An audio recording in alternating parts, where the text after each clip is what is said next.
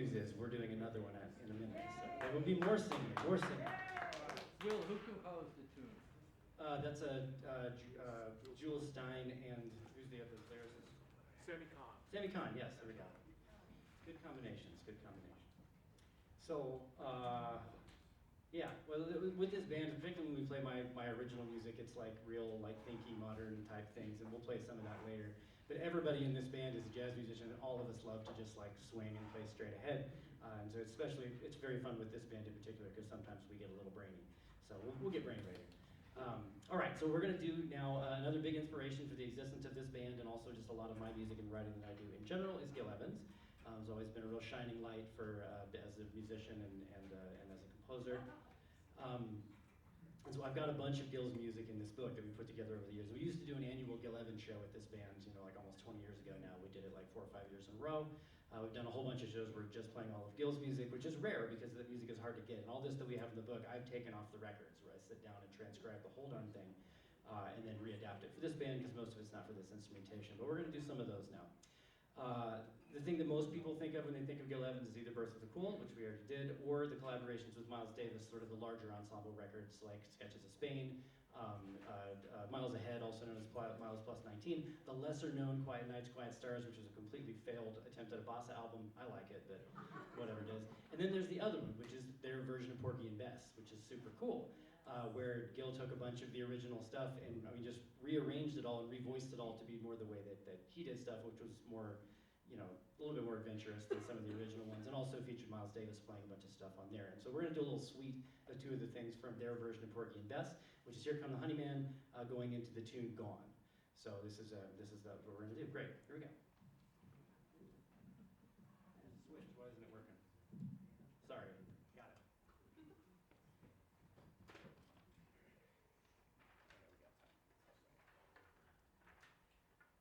we go. 1, 2, 3, 4.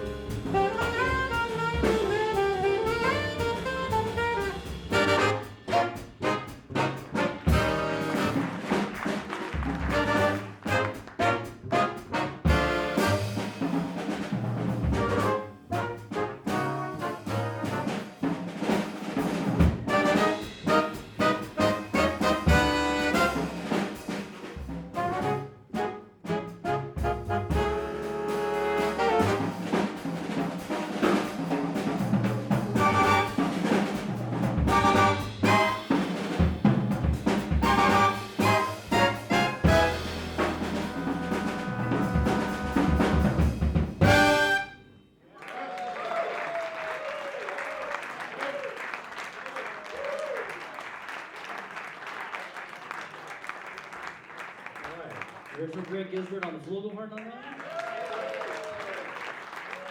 On the trombone, Darren Kramer.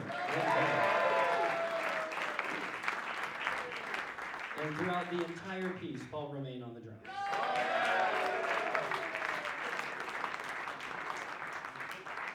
All right, now we're going to play some of that thinky music I was talking about before. All right, nerd alert coming up. So this is a tune I wrote back in 2008. We're pulling out some of the older things that we haven't played in a long time, which is a lot of fun for me because I wrote these so long ago. It's fun to go back and do them. But also, they're kind of fresh to us again because it's been such a long time since we played it. This is a tune called A Brief Wide Span. I like really weird, nerdy things like making jokes to myself with grammar. But meaning we're taking the word brief, which is a unit of time, and wide, which is a unit of space, and then making them describe the same distance, which to my brain is neat. And so when I came up with that title, I was like, oh yeah, I like that. I like it that it's almost like multi-dimensional in grammar. Cool. This is what it's like at my house. Sorry. So anyway, but I did enjoy the title, so I did it. But this is a tune that it's bitonal in a lot of places. It's polyrhythmic in a lot of places where there's a bunch of rhythmic layers going on top of it, but it's also kind of funky. So here we go. We're going to feature Tom Meyer on the flute, which is very, very nice to do on this, as well as Tom Amendigan on the piano. Here is my original, A Brief Wide Span. Sorry, I'm not prepared. There we go. Now I'm prepared. And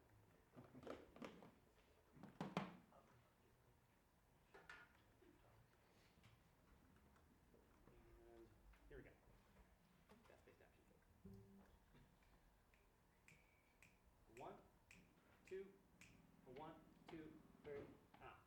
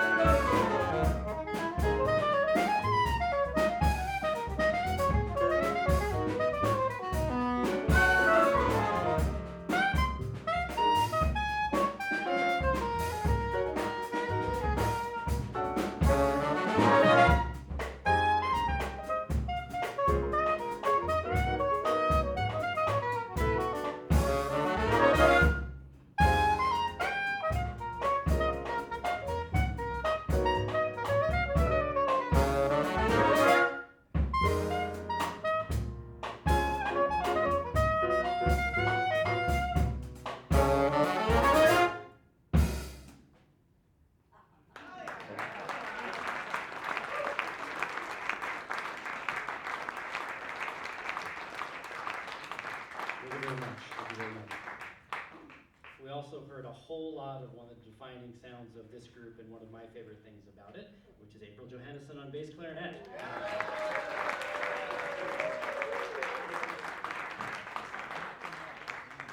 She's also my wife, just for those of you who don't know.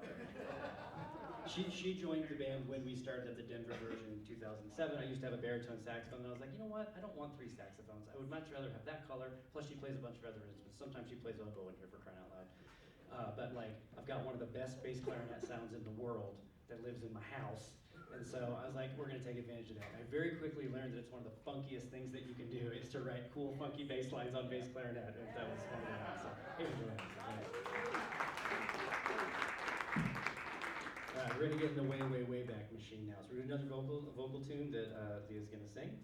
And way back when I was an undergraduate at North Texas and I went to go do my senior recital, it's actually the first time that I put together a band like this. And in the first rehearsal of the music that I wrote, where I had like a smaller group that was more like the Birds of the Cool, I had a moment where I said to myself, this is what I want to do. Oh man, that's what I want to write. Like, oh my God. And I'm still doing it here like 25 years later. So apparently it was worth it. But on that recital, we did one thing where I did like a Birth of the Cool thing, and then another one where I was just so in love with the record, Mel Torme Swings Schubert Alley, which is Mel Torme and the Marty Page Dectet. If you've not heard that album, your life will change after you hear it. It's one of the most swinging things ever. It's so just like straight ahead, but kind of cute, but super hip and funny. It's like, it's great. It's a really, really great album. That Frank Rosolino is on it, Art Pepper's on it. It's a bunch of really great playing. So it's worth checking out if you haven't heard that before. But I was trying to imitate that, where I was like, I love this record, I love this music, and I had one of our vocalists there at North Texas come sing. Her name is Sarah Tolar. She lives in Tucson now, but she's still singing. And I was like, you know what? Since I've got Leah here and we're already doing this vocal thing, I'm going to pull that out. So this was from my senior recital at North Texas that we did this. This chart also then went on the Jazz Nights, which is the West Point Jazz Ensemble in north of New York. They've also done a version of this, so it's existed beyond that. But here we go. So we're going to feature Leah Dunphee on this. This is my arrangement of I Remember You.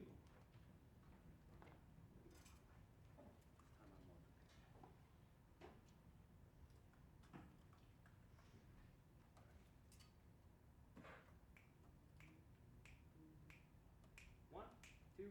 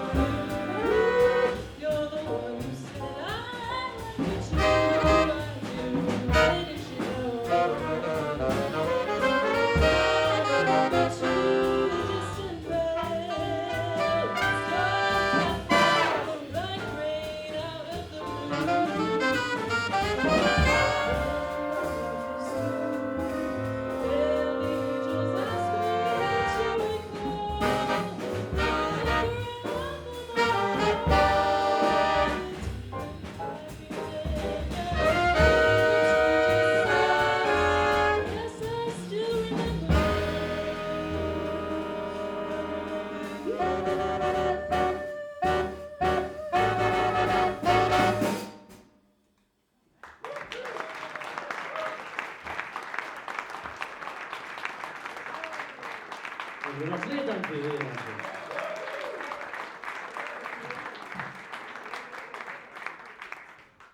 Excellent. We also heard from Sommer on tenor sax.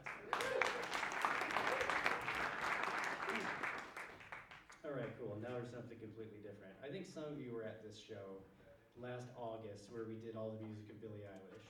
There's a couple people that were here. Those of you who know me personally know I'm weirdly a big Billie Eilish fan. There's something about that music that really resonates with me, and it's I don't question it. I'm just like, I love that. I don't really care why. Almost everything that she's done, I'm like, I fucking love this. This is great. So when I like music that much, my tendency is to I want to do something with it. I want to get it and use it and make stuff out of it. And so I was like, this is perfect. I want to do a whole thing of Billie's music. So now we've got a bunch of Billie Eilish tunes in the book, and so it's fun to do them. So we're going to do my arrangement of her tune Bad Guy, if you know the tune Bad Guy. Now, I'm guessing sort of from the age I'm seeing in the audience, maybe we don't have a bunch of Billie Eilish fans out here. Okay, good. So there is an audience participation part of this one. I'm not going to tell you what it is, but when we get to the moment, I think some of you will know what to do. If you don't know what to do, I'll tell you. And if nobody does it, which actually happened the first time we played this, then we'll just take a moment and just whatever, and we'll figure it out, and that'll be all fine. But I think you'll know, and I'll point at you when it's your turn to do it. And those of you who don't know what to do, the first time you'll hear people do it, and we're going to do it a second time, and then you'll know what to do. It's a lot of fun. It's a lot of fun. All right, so this is my totally ripped up arrangement of Billie Eilish's Bad Guy. Here we go.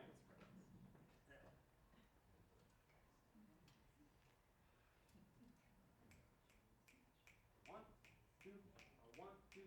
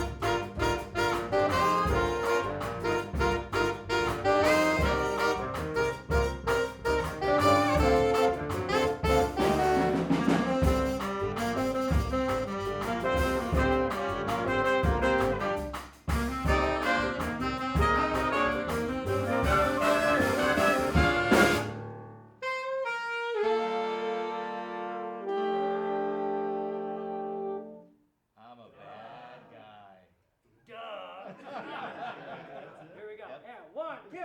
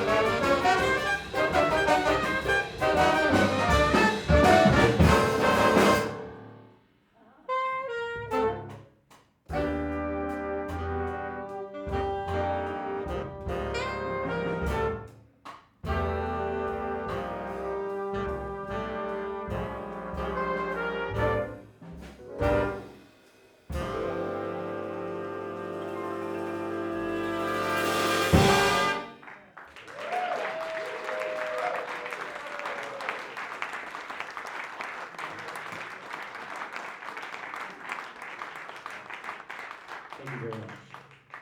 Let's see, heard from Greg Gisbert again on that. Also Darren Kramer on the trombone. All right, we got one more tune for you guys before we're going to call it a set. It's been a real pleasure to play for you. I cannot thank you enough for coming out tonight and joining us here in our sort of remote location in Lafayette. I'm always worried that nobody's going to come because we're like not by Denver or anything. Like, I'm here and you're all you beautiful people are here to listen to music. And I really, really, really appreciate it. Give yourselves a hand, please. And thank you again to Pete and Claire for having us here, and also thanks to Seward Bose because he's the one who originally booked this gig back over at the Full Cycle venue, and then that whole thing went away and we moved it over here. So thanks to him for originally booking that.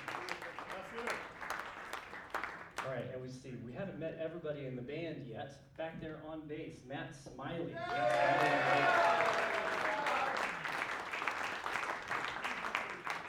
There's a couple people with whom, if they were not here, you would not be able to have the gig. The bass player is one of those, and Matt is an absolutely wonderful bass player, so we're very glad to have him here. And the heart and soul of the band, our lead trumpet player, Darren Kramer.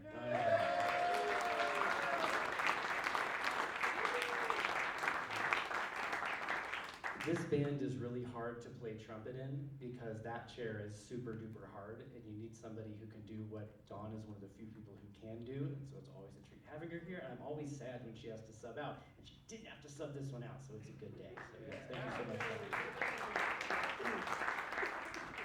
All right, this last tune that we're going to play is a sentimental one for me. Are you familiar with the author Haruki Murakami? Okay, good. So I'm a big Haruki Murakami fan. I've read almost all of his books. I think there's one or two I haven't gotten to. Some of them I've read twice. I love them. They're amazing. There's a lot of awesome magical realism in there, and they're always unusual and very cool and whatever. And my favorite book by Haruki Murakami is The Wind-Up Bird Chronicles, if anybody's ever read it. Wow, it's fantastic. I think a lot of people consider that his magnum opus, which I definitely do. I enjoy all the other ones that are big and thick, but Wind-Up Bird Chronicles, for some reason, is just like, wow, it's really amazing.